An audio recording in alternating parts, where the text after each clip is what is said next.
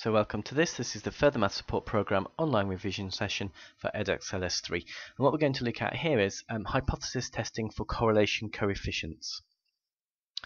Okay, so what we mean by this is you need to be able to calculate Spearman's rank correlation coefficient, which is different than the PMCC.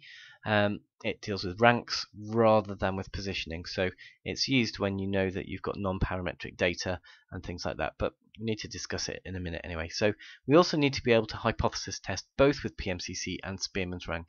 So the example I've got in here is Spearman's rank. Most of them generally are, but there's a few things you need to be aware of. The actual process is identical, you're just going to look at a different aspect of the table. So and again, there are a few issues we just need to discuss as we go along. So this is what's given to you in the formula booklet. Now PMCC works out linear correlation effectively. Spearman's rank just works out whether there is a correlation in terms of monotonically increasing functions and things. We don't need to worry about that. But the key thing you need to realize is we're dealing with ranks, not values, and it will only work, this formula will only work if you have no tied ranks.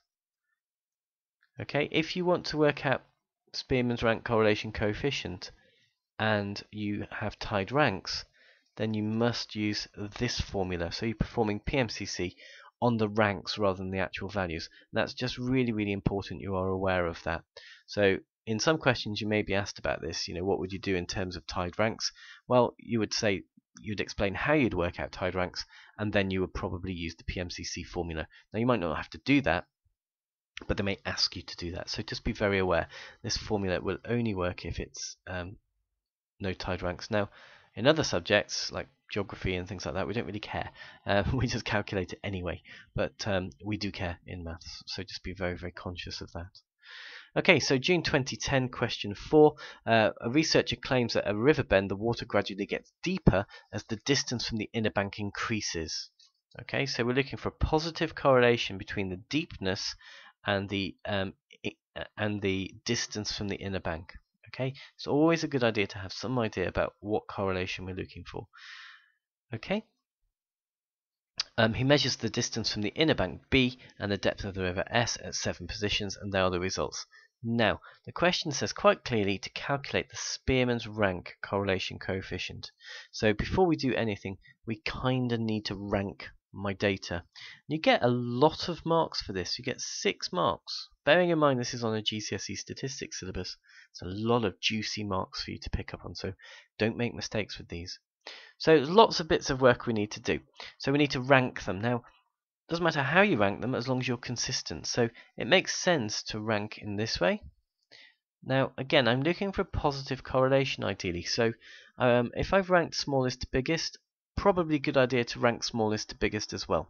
So that's going to give me 1, 2, 4, 3, 6, 7, and 5. Okay. Now the next bits I'm interested in are D.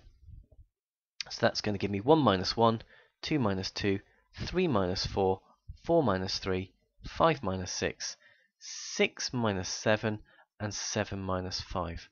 Now I like to put negative ones in here, pure and simply because at some statistical tests it's important whether they're positive or negative, but secondly it's a useful check. If they all add up to 0, which in this case they do, then there's a good chance you've got it right. That's why we use d squared to get rid of negativity, so we're looking for 0, 0, 1, 1, 1, 1, 4. Okay, so to use the formula we really need to know what the sum of d squared is. So in this case it's 8. So let's just talk about where your marks are first of all. You get a mark for correct ranking, you get a method mark for correct d's and d squareds, you get a method and an accuracy mark for working out sum of d squared correctly, and again there are alternatives if you'd rank them the other way.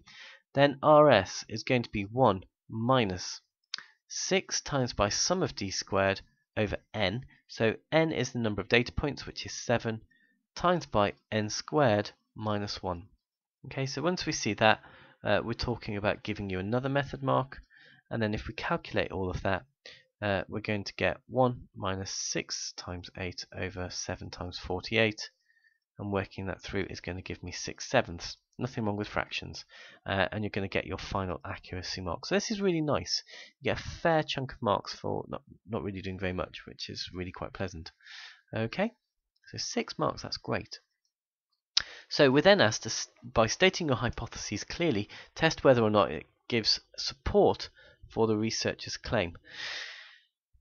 Now, we need to make sure we know we're dealing with a positive correlation or just correlation. So in the question, the claim is definitely talking about a positive correlation. If it says that as the water gets deeper, the distance changes, then that means we're going to be dealing with a two-tailed test, very much as it would be in S2. So we've got to be very, very aware of that and make sure we get a correct hypothesis. Now, the population parameter for correlation is rho.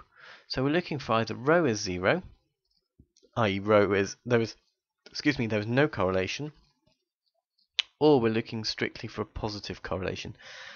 Please use population parameters here, so we're using symbols. Don't use words. It's just safer to do that. Okay, and we'll give you marks if we see these. Plus, it saves a bit of ink in this particular case.